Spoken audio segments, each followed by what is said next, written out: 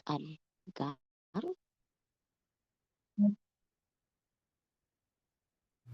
Go ahead, ይሰማል?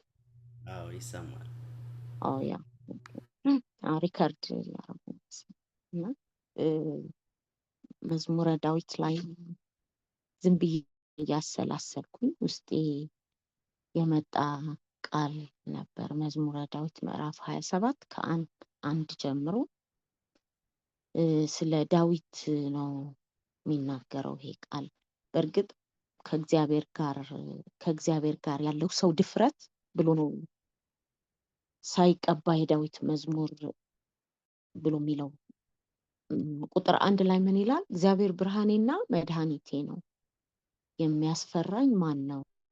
እግዚአብሔር የሕይወቴ መታመኛዋ ነው፣ የሚያስደነግጠኝ ማን ነው ብሎ ይጀምራልና ይሄ ሰው በብሉይ ኪዳን እየኖረ ግን ይሄ ልክ እንደ አዲስ ኪዳን ከእግዚአብሔር ጋር ይኖር የነበረ ሰው ነውና ልክ ይሄ ከፐርሰኑ ጋር ያለው ቅርርብ ትውውቅ እዚህ ላይ ሌላም ክፍሎች ላይ በጣም ያወራዋልና ይናገራል።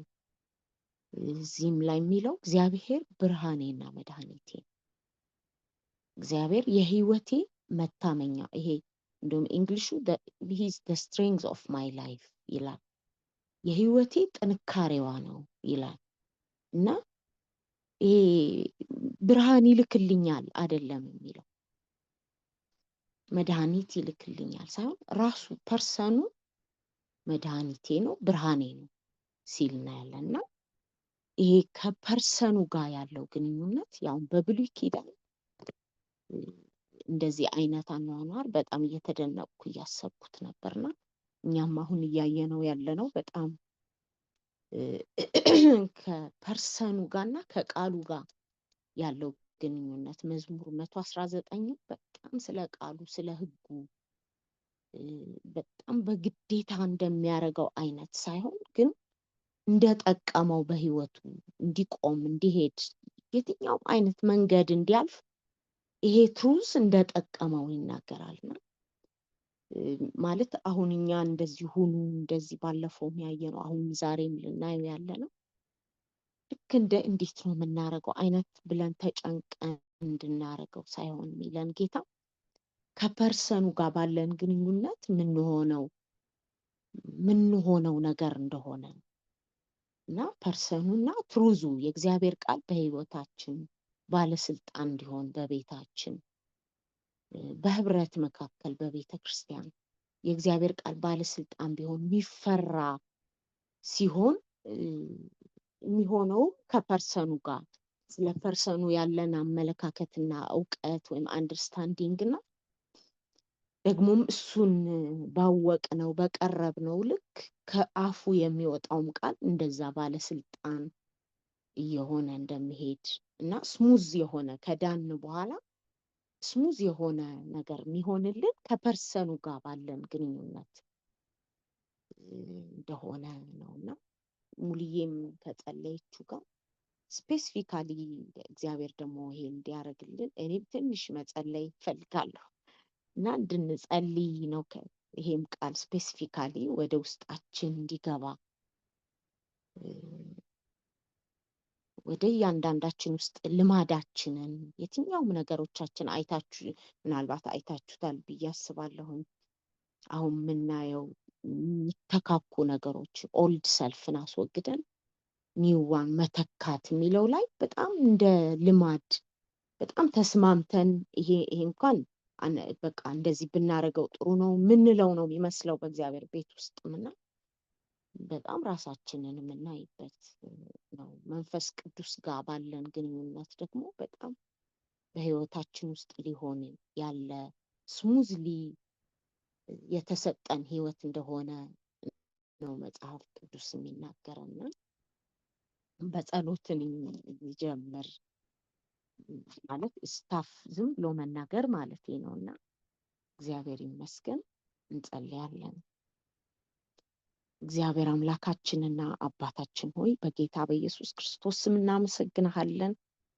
ይህንን እድል ስለሰጠን ይህን ቃል እንደገና ገልጠን በህይወታችን ውስጥ እንድንመለከት እድሉን ስለሰጠህን በጌታ በኢየሱስ ክርስቶስ ስም እናመሰግንሃለን። በእውነት ደግሞ በህይወታችን ውስጥ የሆነ ነገር ልታደርገው ያለ ነገር ሐሳብ አለ በዘመናት መካከል። ያ ደግሞ እንዲፈጸም እግዚአብሔር ሆይ ከቃልህ ጋር ከመንፈስህ ጋር ልታቆራኘን እንደገና ልናይ እንደገና እግዚአብሔር ሆይ ዝም ብለን ጸጥ ብለን እንድንመለከት ህይወታችን እንድናይ እንድንቀይር ስለፈለክ ደግሞም ልትረዳን ከኛ ጋር ስላለህ እናመሰግንሃለን።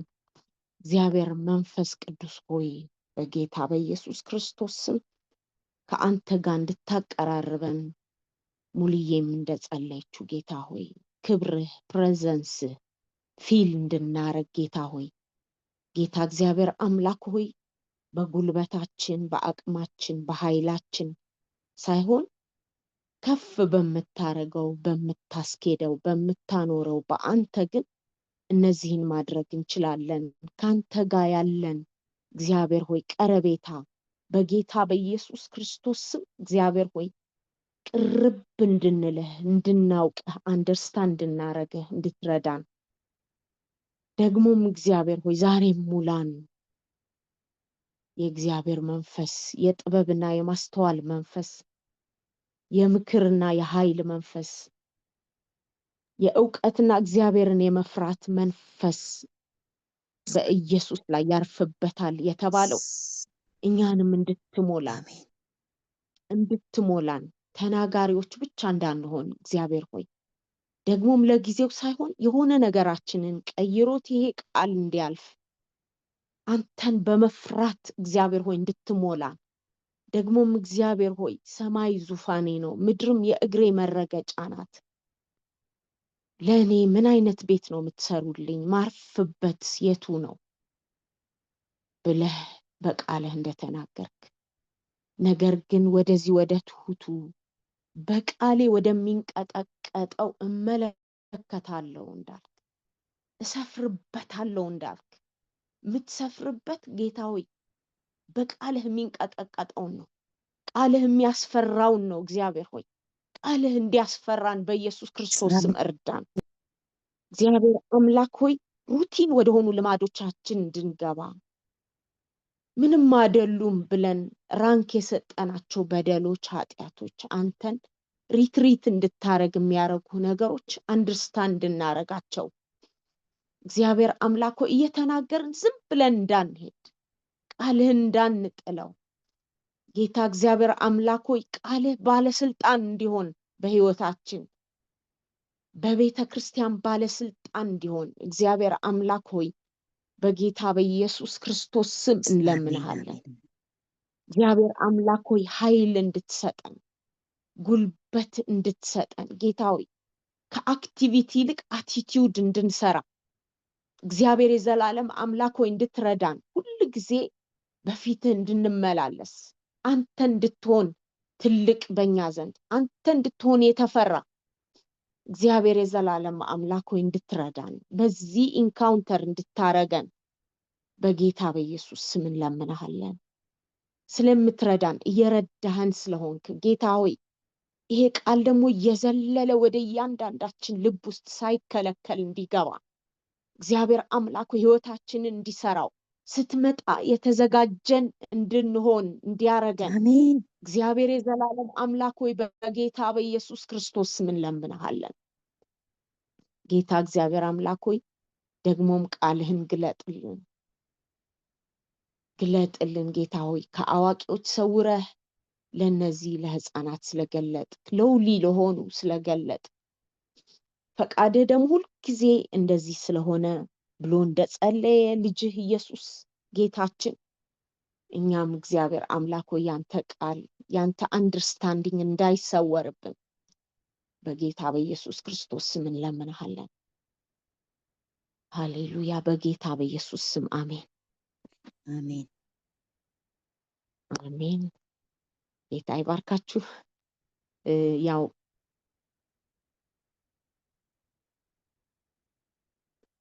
ባለፈው ሳምንት እንዳየነው ስለ መንፈስ ቅዱስ ይሄ ከኃጢያት ፍሊ ማድረግ ወይም ኃጢያትን ማስወገድ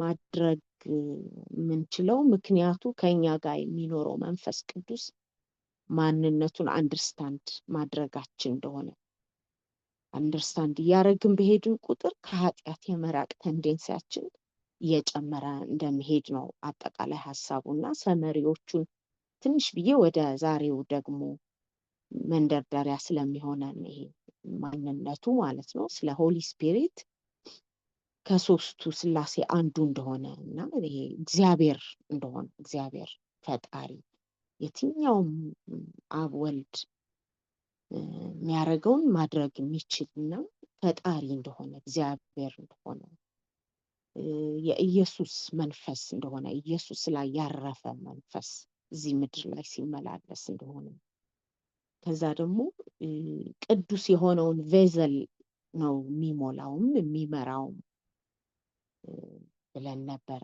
ከዛ ደግሞ በኃጢአት መደሰት ለኃጢአት መገዛት እንድንተው ይፈልጋል ባህሪው ደግሞ ማለት ነው።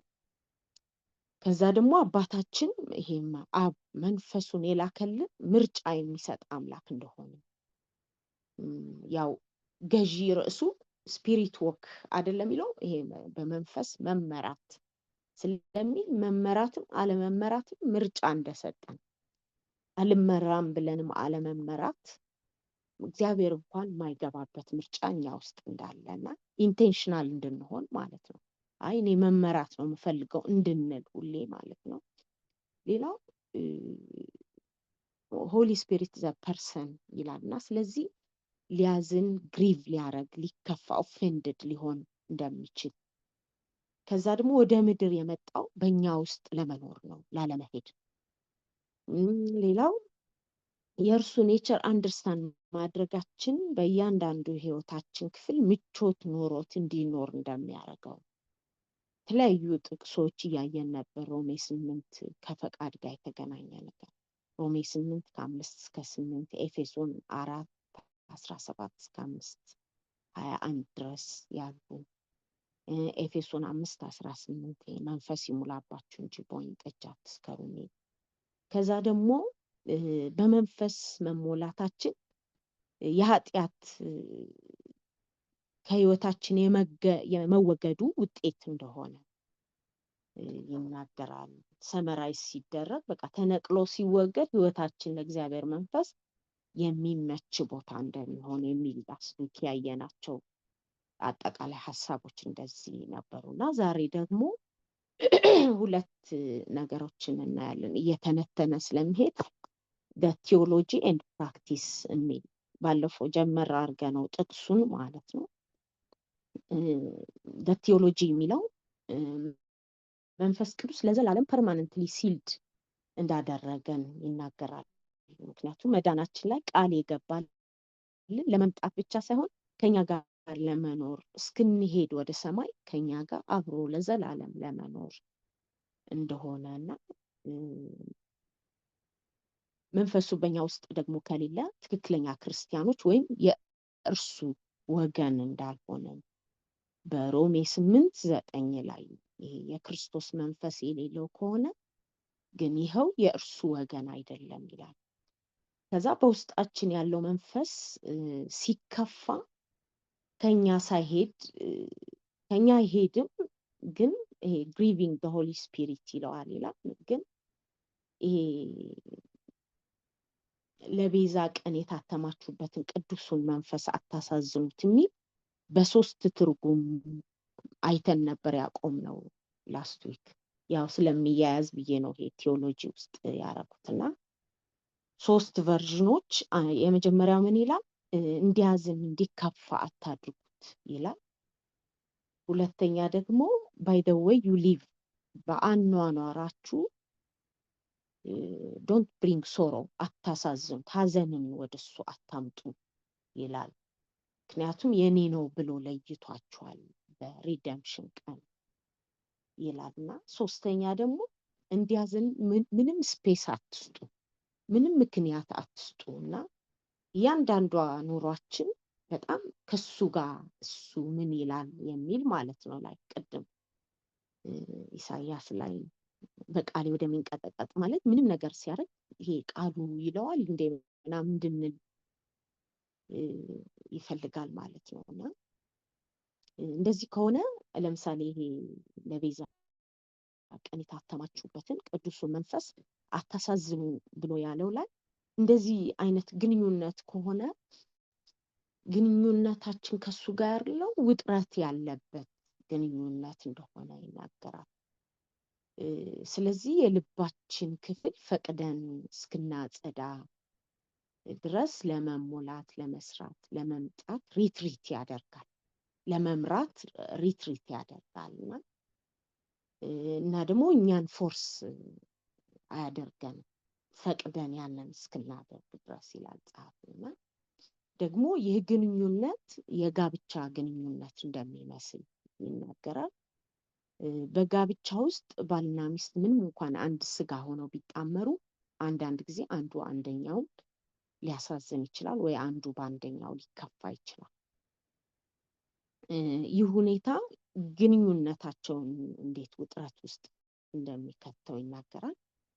ትዳሩ አሁንም እያለ ኮሚትመንቱ ስቲል ስትሮንግ ሊሆን ይችላል በባልና በሚስት መካከል ያለው በአንድ ቤት ስር እየኖሩ ህይወት እየቀጠለ ሊሆን ይችላል። ነገር ግን ግንኙነቱ ግን የተረበሸ እንደሚሆን ሴም ኢዝ ትሩ ከመንፈስ ቅዱስ ጋር ያለን ሪሌሽንሽፕም እንደዚህ እያሳዘን ነው ከሆነ ሁሉ ጊዜ ግንኙነታችን ውጥረት ያለው ነው የሚሆነው እና እኛም መንፈስ ቅዱስ በሙላት እንዲመራን የክርስትና ጉዟችንና አገልግሎታችንን ኢምፓወር እያደረገው እንዲሄድ we have to do according to his terms ይላል። የሱ ተርሞች ሳውንድ ሪሌሽንሽፕ እንዲኖረን የሱ ተርሞችን ማየት አለብን ብሎ ተርሞች ሂስ ተርምስ ብሎ የሚያስቀምጣቸው አንደኛ ሰሬንደር ማድረግ ብቻ ሳይሆን ያው ሰሬንደር ማድረግ ስላየ ነው ማለት ነው።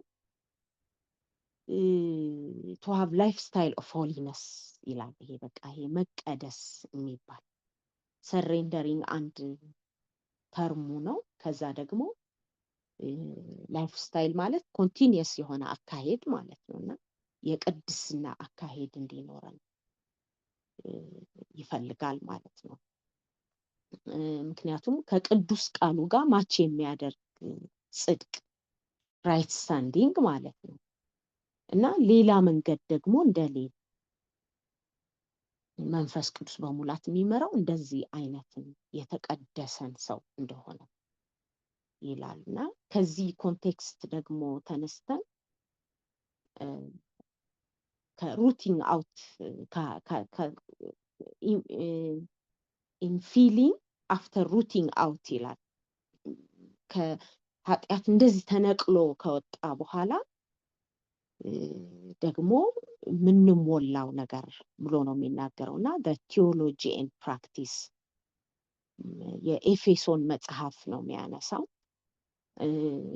ምዕራፍ 1-3 ቲዮሎጂው እንደሆነ ይናገራል።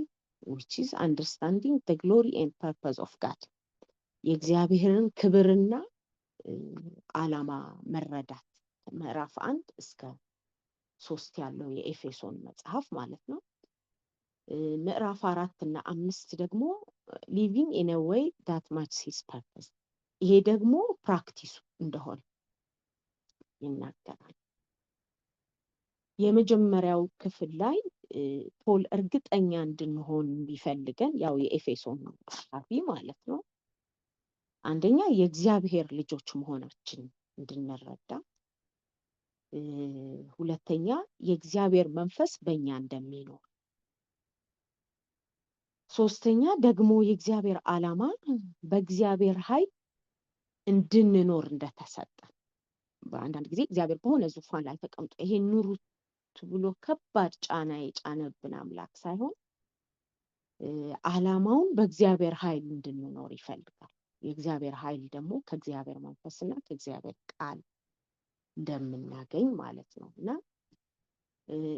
ቀጥሎ ምን ይላል ሐዋርያው ጳውሎስ የተጠራ ነው ስለ ኮሊንግ ይናገራል አለ።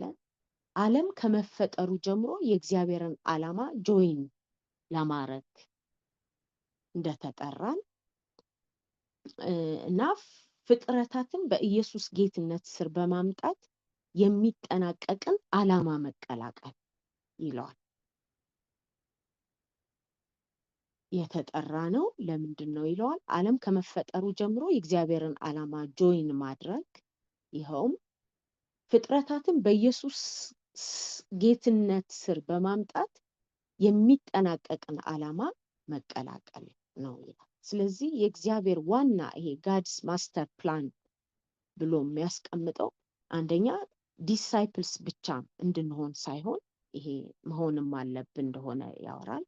አንደኛ ዲሳይፕልስ እንድንሆን፣ ሁለተኛ ደግሞ ሰርቫንትስ ደቀ መዛሙርት እንድንሆንና ደግሞም አገልጋዮችም እንድንሆን እንደሆነ ይናገራል። እግዚአብሔር የተመሰገነ ይሁን። ከዛ ቀጥሎ ምን ይላል? the pattern of transformation። አሁን ይሄ ደግሞ የምንለወጥበት ፓተርን አካሄድ ይናገራል። ኤፌሶን ላይ ይሄ ፕራክቲሱ ማለት ነው። ይሄኛው አንደርስታንድ የምናደርገው ኮሊንጋችን ምንድን ነው፣ ደግሞም የእግዚአብሔር ትልቁ ማስተር ፕላን እኛ ዲሳይፕል እንድንሆን ደግሞ ሁላችንም አገልጋዮች እንድንሆን እንደሆነ ይናገራል።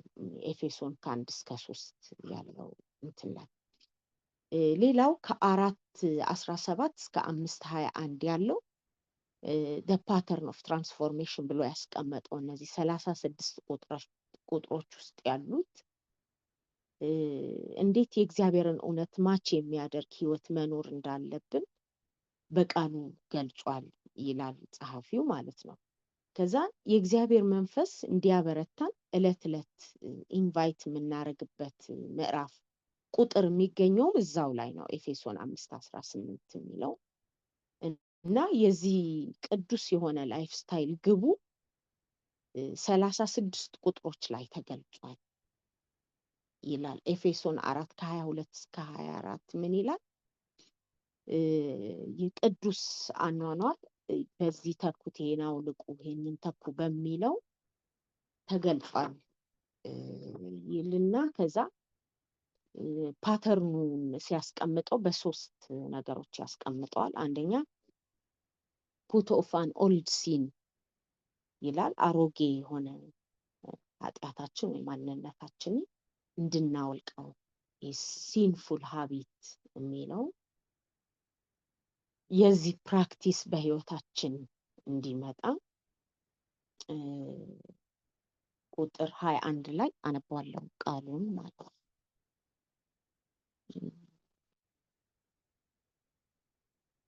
ኤፌሶን 4:21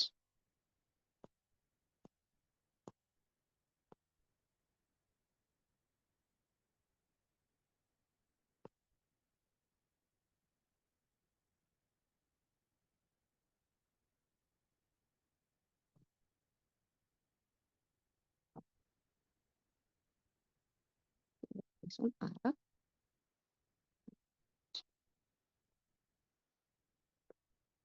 21 እና 22 ያለ ቃል ማለት ነው። በእርግጥ ሰምታችሁታልና እውነትም በኢየሱስ እንዳለ በእርሱ ተምራችኋል። ፊተኛ ኑሯችሁን እያሰባችሁ እንደሚያታልሉኞች የሚጠፋውን አሮጌውን ሰው አስወግዱ ይላል። ከ21 ጀምሮ በእርግጥ ስለሱ ሰምታችኋል፣ በኢየሱስ እንዳለው እውነት በእርሱ ተምራችኋል ይላል። አንዱ ማለት አንዱ ኃይላችን ጉልበታችን ይሄ የምንማረው ትሩዝ እንደሆነ የሚቀይረን ማለት ነውና ተምራችኋል ይልና ማለትም ቀድሞ የነበራችሁትን ህይወት በሚያታልል ምኞቱ የጎደፈውን አሮጌ ሰውነታችሁን አውልቃችሁ እንድትጥሉ ተምራችኋል ይላል። ያው ሁልጊዜ የእግዚአብሔርን ቃል እየተማረን እየሄድን ነውና ደግመን ስናየው ይሄንን ነው የሚለን ይሄ ቃልና 4:21 እና 22 እንደዛ ይላል። እንድናወልቀው ስለተማራችሁ ሁልጊዜ በማውለቅ ሂደት ውስጥ እንድትሄዱ እለት እለት ይላል። አንደኛ ፑት ኦፍ ማድረግ፣ ሁለተኛ ሪኒው ዮር ማይንድ ይሄ በአእምሯችን መታደስ እንድንለወጥ ይሄ እንደውም ምንጩ እንደሆነ ቼንጅ ሃው ዩ ቲንክ ይላል። አስተሳሰባችንን እንድንቀይር ነው የሚነግረን። ምክንያቱም መንፈስ ቅዱስ እንዳይሞላን ሪትሪት እንዲያዝን የሚያደርገው ባለፈው ስናየው አስተሳሰባችን እንደሆነ ምንጩ ይሄ ለንግግራችን ለኑሯችን ሀሳባችን ምንጭ እንደሆነ as the way we think እንዴት እንደምናስብ ምንጩ እንደሆነ ያንን ቀይሩትና ከዛ ኑሯችን አነጋገራችን አካሄዳችን እንደሚቀየርና ሪኒው እያደረግነው እንድንሄድ ሁለተኛው ሀሳብ ፓተርን ነው። ሶስተኛ ደግሞ ፑት ኦን ሆሊ ኦፖዚት ይሄ ጋሊ የሆነ ሀቢት ደግሞ እንድንለብስ እግዚአብሔርን እየመሰልን እንድንሄድ ወይም የእግዚአብሔርን ባህሪ እንድንለብስ ይናገራል።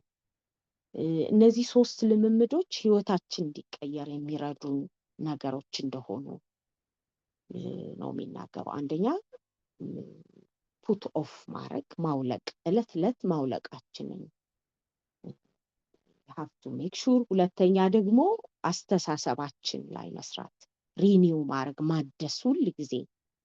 ሶስተኛ ደግሞ ሆሊ ኦፖዚቱ ፑት ኦን ማድረግ መልበስ፣ የእግዚአብሔርን ባህሪዎችን መልበስ ይላልና ከዛ ይሄ ፓተርኑ በፕራክቲስ በኤግዛምፕል በየዕለት ኑሯችን ውስጥ የምንሆናቸው ነገሮችን ይናገራል። ኤግዛምፕል ሰጥቶ ለምሳሌ ውሸትን አስወግዳችሁ እርስ በራሳችን አንድ አካል ውስጥ ያለን ብልቶች ስለሆነ ለምሳሌ እግር ክንድን መዋሸት እንደማይችል ይላል። በእነዚህም አስተሳሰባችን እንድንቀይር ነው ይላል ጸሐፊው። ከዛ ፑት ኦን ዘ ትሩዝ ስፒኪንግ እውነትን በመናገር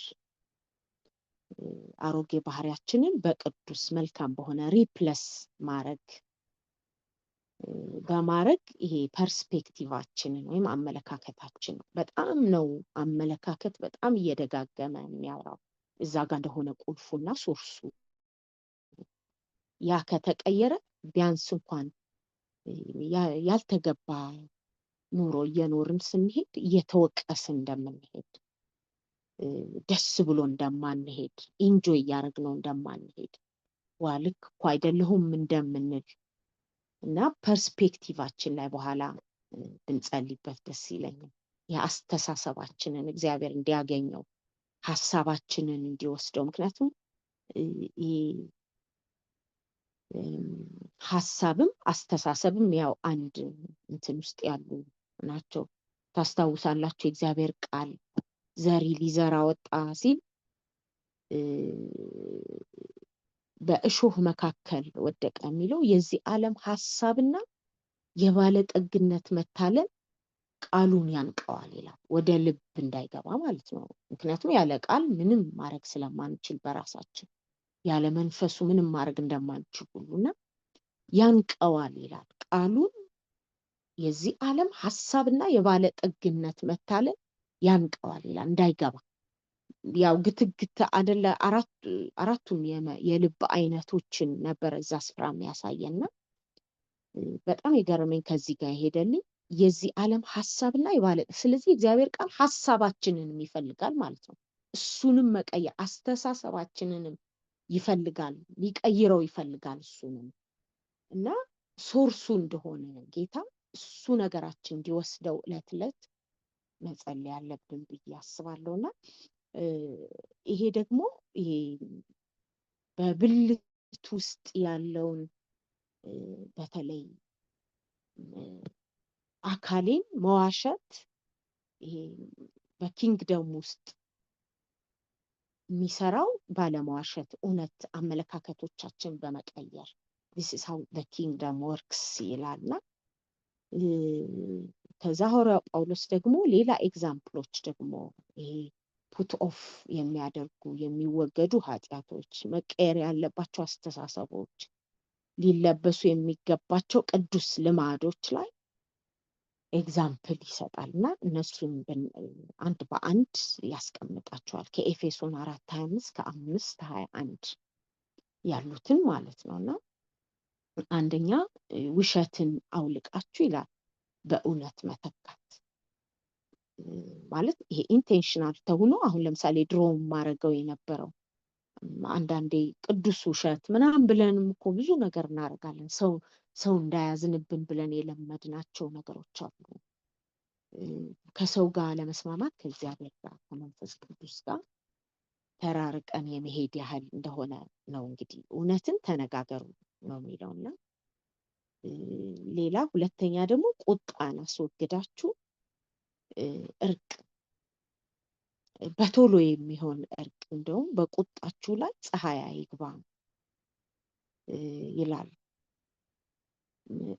እና ሶስተኛው ደግሞ መስረቅን አስወግዳችሁ በመትጋትና ለሌሎች በማካፈል መትጋት፣ ሃርድ ወርክ ኤንድ ጀነረሲቲ ይላል። እነዚህ ዕለት ዕለት የምንሆናቸው ነገሮች እንደሆኑ ከዛ ደግሞ ሮንግ ኮንቨርሴሽን ይላል። ክፉ ቃል ከአፋችሁ አይውጣ፣ ወይም ሰውን የሚያፈርስ ንግግር፣ በምትኩ ደግሞ ለሚሰሙት ጸጋን የሚሰጥ ቃል፣ የሚያንጽ ቃል እንድንናገር።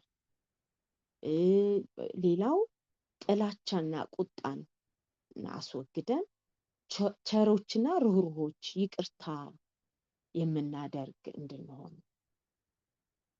ይላል። ምክንያቱም እግዚአብሔር ይቅር we have best reason እግዚአብሔር ይቅር ስላለ ይቅርታ የምናደርግ እንድንሆን።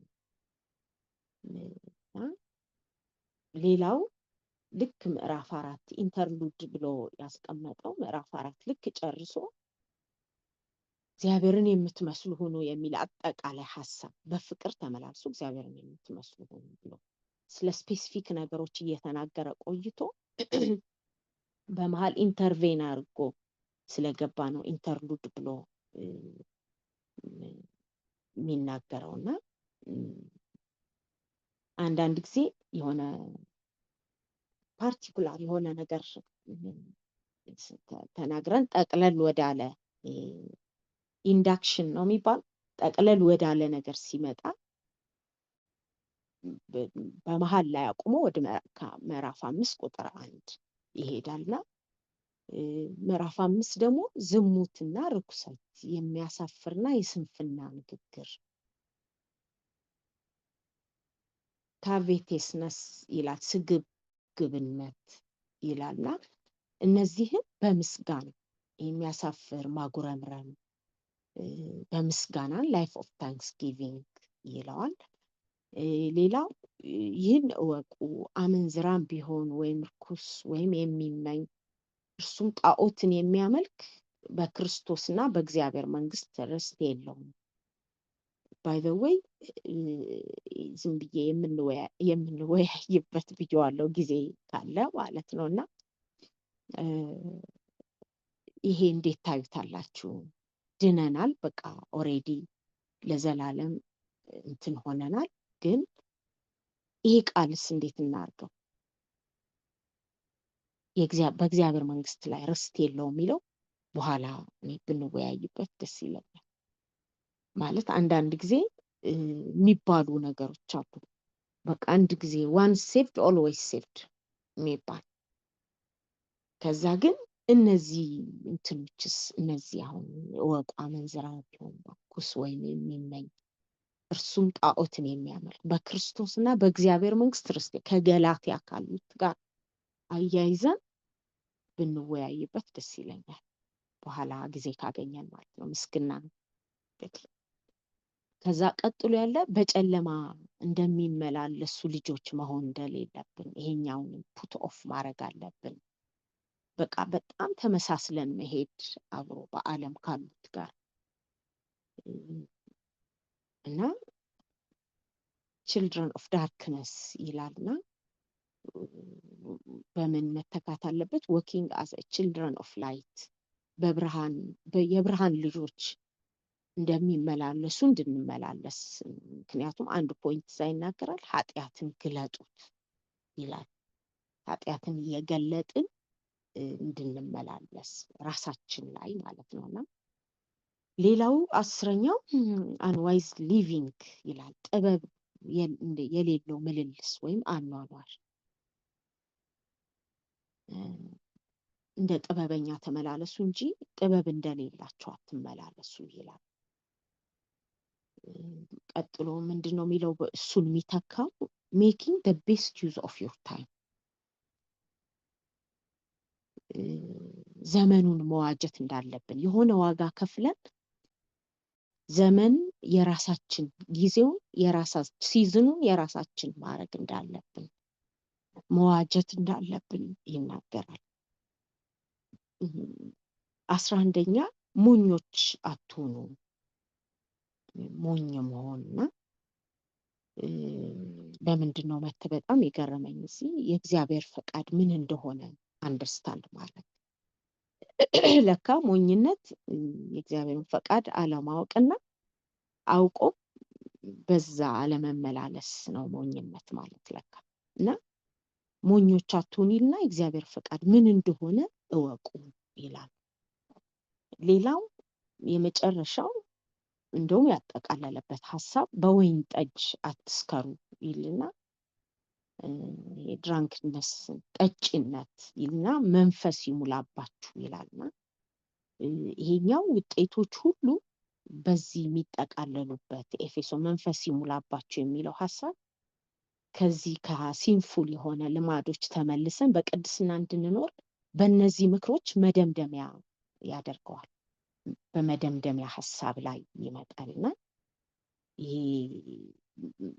ሪፔንት የሚለው ላይ ለካ መንፈስ ስንሞላ ነው። ወደ ላይ አንድ የእግዚአብሔር ሰው ሲገልጽ ስለ ሪፔንት ፔንት የሚለው ለምሳሌ ለቤት የላይኛው ክፍል ለምሳሌ 20 ፎቅ ቢኖር 20ኛው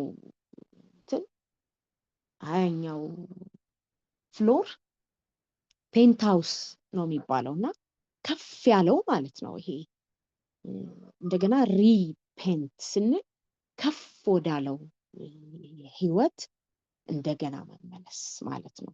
በእግዚአብሔር ፊት ሪፔንት እያደረግን እየቀየር ነው እየለወጥ ነው ስንሄድ ማለት ነው። በቲዮሎጂ ኤንድ ፕራክቲስ ይላል እዚህ ላይ ነው ባቆም ጥሩ ነው። ትንሽ ዲስከሽን እንዲኖርን ሰዓትን ወስጃለሁ መሰለኝ እና ጨርሻለሁ። የቀድሟን ግን ዲስከስ ብናረግ ዋንስ ሴቭድ ኦልዌይስ ሴቭድ ነው ወይ? በእግዚአብሔር ዘንድ እንትን የለውም። እነዚህ ነገሮች ባይዘወይ በጣም አንደኛ ትግልም ነው ስጋም አለን እና መንፈስ ሲበረታ የምናረጋቸው ነገሮች ናቸው። ሮሜ 8 ላይ እንዳለን እንደ ስጋ ፈቃድ ብትኖሩ ትሞቱ ዘንድ አላችሁና ፍጻሜው ሞት ነው። ግን በመንፈስ ግን የሰውነትን ስራ ብትገድሉ ይላል። መንፈስ ሲበረታ በህይወታችን ውስጥ እየበረቱ እየተገለጡ የሚሄዱ ሌላውን እያወለቅን እንደ ላይፍ ስታይላችን እየሆነ እንደሚሄድ ነው ቃሉ የሚነግረንና ግን እነዚህ ህይወት በሌለበት ግን እስቲ ዋን ሴቭድ ኦልዌይስ ሴቭድ ነው ወይ? ከዛስ ምንም እንትን የሚል ነገር የለም እንደፈለገስ ቢሆን ሰው እንደገና ብዙ ኤክስኪውዞች አሉንና እነዚህ ነገሮች ብንወያይባቸውና የሚቀጥለው ላይ መንደርደሪያ እንዲሆነ ቬዘልስ ኦፍ ዩዝ ፎር ጋድ የሚለው ለእግዚአብሔር አገልግሎት የሚውሉ እቃዎች ብሎ ነው የሚቀጥለውና የሚቀጥለው ሳምንት ላይ ብናረግ እግዚአብሔር ይባርካችሁ። ጨርሻለሁ ሙልዬ።